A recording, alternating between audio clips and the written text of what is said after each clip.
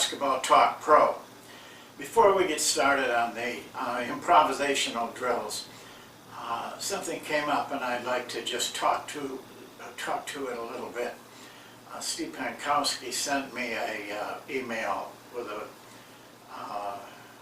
thing for a coach's school, and I just think you have to be very, very careful with a lot of these things. It's like camps, basketball camps, you know. Let's face it, you know, I've done a lot of them, you guys have done a lot of them. I've seriously doubt that players are getting much. That'll help them in the long run. Those are money-making things for coaches. And so I think you need to be a little bit careful. Most of those things are going to show you drills, they'll show you offenses, but they're not going to get into the meat of coaching. You know, if you are right and doing right and learning all the things you need to learn, you don't need to worry about drills. They will come to you. That's the easiest thing in the world to get. But coaches are attracted to them. They think they're magic. They're going to really change things, but that isn't going to change. The only thing you can change is yourself. If you can change yourself, then all of a sudden those drills will look a lot better, and offenses and defenses. I just wanted to point that out to you. I don't know what the cost is. I didn't look at it that much, but I know generally you probably pay it. You know, you go to clinics, you're paying a couple $100, $300. I'm going to tell you that you would learn more reading and studying run to daylight, about coaching an athletic team, a basketball team, than you will learn in all those clinics. You know, like you, when I started out, I went to a lot of clinics, a lot of them. I wanted to get better. But now I'm not your age, but you haven't been my age yet either. And so I have benefit of going through all of that, going away from it, and what it really helped me with. Well, I can tell you what, all the help I got was three things. Of all those clinics, and I got that in one clinic, the small clinic in Bidgey, Minnesota, when John Wooden spoke, and about after his fourth or fifth championship. And what he taught me that day was, first of all, the pyramid. He taught me that there's more to coaching than just what goes on the blackboard. He taught me about being a person, a real person, trying to be. Secondly, he taught me, and this is applicable to my coaching, he taught me don't block out, go for the ball and rebounding. Made all the difference to me. Now, not many people do that, even though the greatest college coach ever, maybe coach of everything, didn't. And I had a lot of success with it. And thirdly, he taught me don't go for charges, go for block shots. Those were the three things that I got, and they were very valuable. But all the money I spent, luckily for me, the schools that I was with were paying for it, but still a lot of money, changed hands. Somebody had to pay, but this is what I learned the most from. High school coach, after my first year in football, coach handed me this book, and it still is a masterpiece for me. Well, today we're going to talk about improvisational drills. The first phase is cutting without a screen. That's an overlooked art. People don't think about that anymore. But when I watched Golden State win 73 out of 82 games, if you watch them and count the number of baskets they get by cutting without a screen, you'll be surprised. I've done studies like that. Most points scored on a single type of offensive effort is from cutting without a screen. And with a screen, it's even more so. So it's a real important part of the game, but we don't practice it. I mean, I practice it, but overall, I don't see anybody really practicing it. And so I'm going to show you some drills, 3 in particular, but maybe a 4th, that they're in my book. But there's extra ones in my book, by the way, that I'm not going to show you. Those are drills, cutting drills that I don't use a lot, you know, because they're not as important as the drills I'm going to show you. But I have to make this point. They're very simple drills, but that's, you know, my nature. I went away from complicated drills a long time ago, and that made a difference in my coaching. But what we're teaching here is something different than what you're used to teaching. We're not teaching a cut or a series of cuts or even technique on a cut. We're teaching the concept of using cuts to improvise or play instinctively. There's a difference. We're teaching a concept, don't forget that. So we cannot teach this type of cutting any other way, because there is no set way that you're going to get an opportunity to cut. You may be under the basket and have to cut. You may be out of position, or all kinds of things. There's no way that we can predict what kind of cut you're going to use in certain situations. Otherwise, it's not improvising.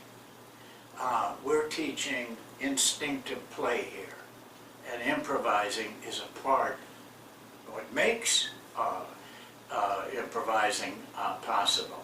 So coach like you're coaching a concept, not a drill or not a skill.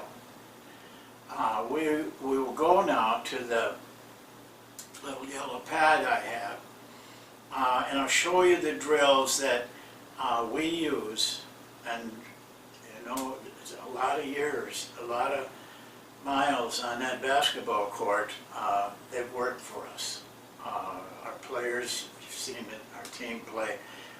They know how to play without the ball. They know how to play when they're improvising. They know how to follow the rules.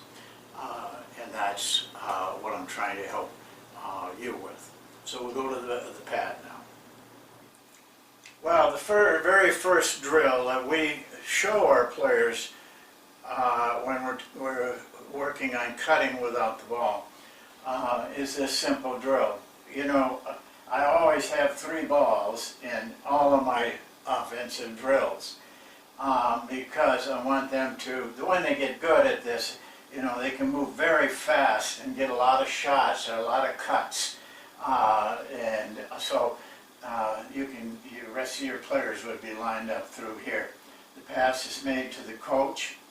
And again, we use the coach, though there are times as we get better at this that I will alternate some players in there so that they get used to the passing. But the main thing we're looking at is not passing here, we're looking at cutting.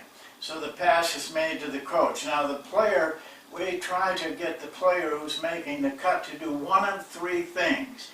He can step in and go away, he can step away and go in, but the cut that we like the best is the one you're seeing, pass and just cut. Because most of the time you're going to get past that defender if you just blow right through there. Now in our offense we have a high post man here, and sometimes it's to their benefit to use that high post man as a screener. But we talk to our players about this is not that guy isn't there in our offense to do that. We want this pass to be, we want this to be a hard cut through here. If you use a screen, a lot of times that screener's man steps out and bumps you. So we would rather see our players just go. But sometimes it can be a little bit of an advantage for them. We allow that. But in this drill, they're just cutting. As soon as they get, we want them to work on the layup, catching and shooting the layup correctly. You'll be surprised, we have college players, even pro players, that when you first run this drill, they're cutting hard, they're missing layups. We have to correct them and stop them and make sure that the shot going in the basket is what we're looking for. So we just keep going like that. You get your own rebound, go to the end of the line or pass to the next guy in the line, and the whole line goes through. We do this 2 or 3 times on that side, then we move over on this side. Always use both sides of the court. Now don't do this. Split your team up to get both sides of the court. Keep them all together, one voice, the coach talking, everybody working together, not half over here and half over there. That's not conducive to what we think of as team organization. Okay, I want to just flip this chart over and get to the others. So that is one kind of cut. This is another kind of cut that we feel is very important in our offense.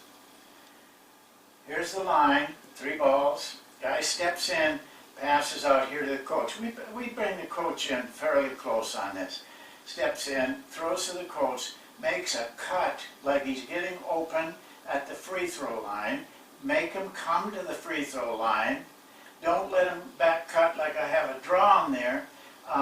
Way down deep, but get him out here. He comes out like he's going to get the ball, and then back cuts to the basket. The coach gives him, it's another layup, another way of catching the ball and laying it up. This cut is very important to us, and once players learn the concept of a back cut, they can use it any place. And we're going to show you in the next drill another place that they can use it, because we depend on our offense of never being slowed down by overplay. We just cut right out of there. And a lot of times we get a basket, but if we don't, it's no harm done. Now the third one, and this is basically how we teach our cutting and our improvisation. Line up over here, coach, pass. We tell the passers to bounce the ball. This is a long enough pass where it gets very inaccurate if you don't bounce it. The coach is going all over trying to catch it. But by going about 2/3 of the way, they get a nice pass that bounces to the coach. They come out like they're going to get the shot here, and then they back cut to the basket, get the pass, and go in for a layup. A different angle. Same thing, just a different angle. But in the games, I can't predict. I can't tell their players, hey, this is where you're going to get that. No, because they might never get it. But they know that they can use a back cut here, or any place. And so we don't have film of our back cut drill, by the way, because we just had too much to put in. But when we show the Monk offense, you will see one player on one of those players who was just terrific at making back cuts all over the place. He could figure it out, and he got a lot of easy shots doing that. Now the one that I don't use much, I decided kind of at the last minute to show it to you, because there is some value in this drill. Same thing, bounce to the coach. But now, instead of coming up, you go down. There's some value because players cutting from the weak side to the ball are very dangerous. And so we want our players to have experience in this, but it's not a real tricky cut. And so you bring them in, but what we tell our players though, you don't always have to cut to the post-up or the baseline. You can cut to the free throw line, for example, and that gives them some opportunity to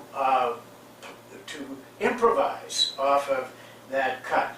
Then the coach is directed to make them, if it's going to be, he can make this a layup pass, or he can wait to make a post-up pass, or he can give this guy the pass up here.